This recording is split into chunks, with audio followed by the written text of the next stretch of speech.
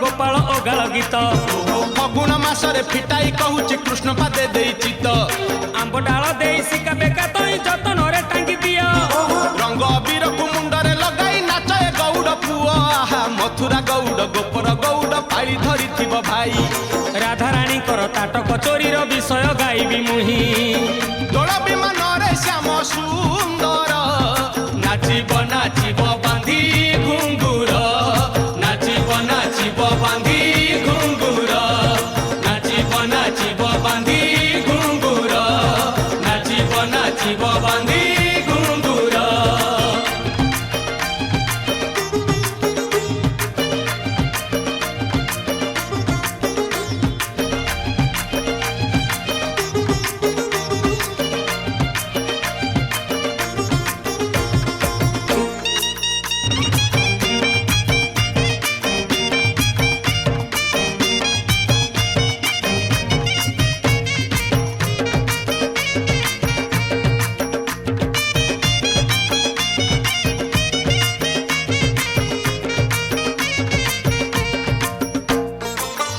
दिने राधिका जे सखी मेल रे स्नान करने गले जमुना जल रे पालटा बसन जेते बाली रे थोइले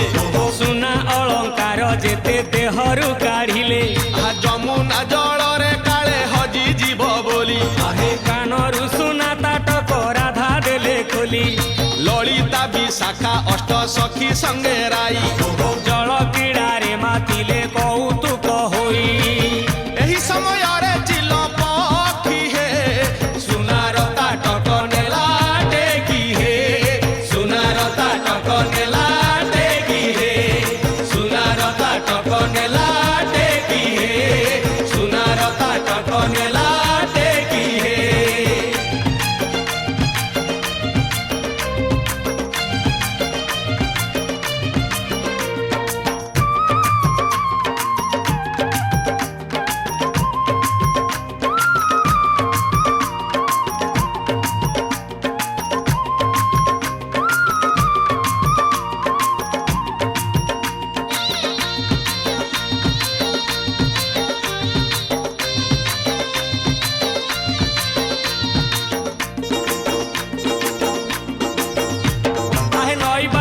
सुनार ताटक जकमक दिसुथिला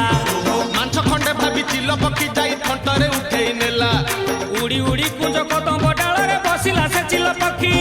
बारंबार थंट आघात करिला खाइब बोली भाभी की आहे थंट थकी गला खाई न पारिला किछि लाभ हेला नाही ताटक फोपाड़ी से चिल पक्षीटा उड़ीन गला पळेई नाउथिले राधा जहा कान रे हजी गला सेही कुंज बन रे हजी गला सेही कुंज बन रे हजी गला सेही कुंज बन रे हजी गला सेही कुंज बन रे